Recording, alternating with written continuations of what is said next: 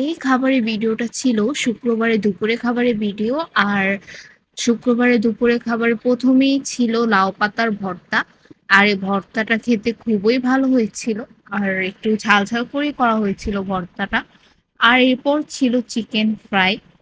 আমার অনেকদিন ধরেই চিকেন ফ্রাই খেতে খুবই ইচ্ছে করছিল, তাই আমি সেদিন ভাবলাম যে আজকে ভাতের সাথে আমি চিকেন ফ্রাই করে খাবো। আর এটা আমি ওই যে ফ্রাইড রাইসের সাথে যেভাবে চিকেন ফ্রাইটা করে খাই ঠিক সেইভাবে আমি চিকেন ফ্রাইটা করেছি। আর সাথে চিকেন ফ্রাই তেল ছিল আর সাথে একটা মরিচ রোলে আমি খেয়েছি।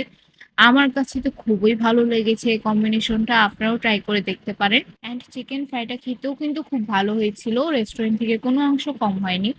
আর এরপর ছিল আলু বেগুন দিয়ে লইট্টা মাছের চচ্চড়ি।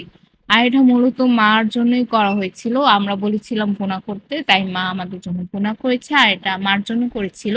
কিন্তু অনেস্ট রিভিউ দিতে গেলে আমার কাছে ভুনাটাই অনেক ভালো লেগেছে, আমার ওই আলু বেগুন দিয়ে এতটাও ভালো লাগেনি। আর লইট্টা মাছ আমার কাছে ভুনা বা ঝুরি বা ফ্রাইটা খেতেই বেশি ভালো লাগে। তো এটাই ছিল আমার শুক্রবারে দুপুরে খাবার ভিডিওটা ভালো লাগলে অবশ্যই সবাই লাইক করবেন।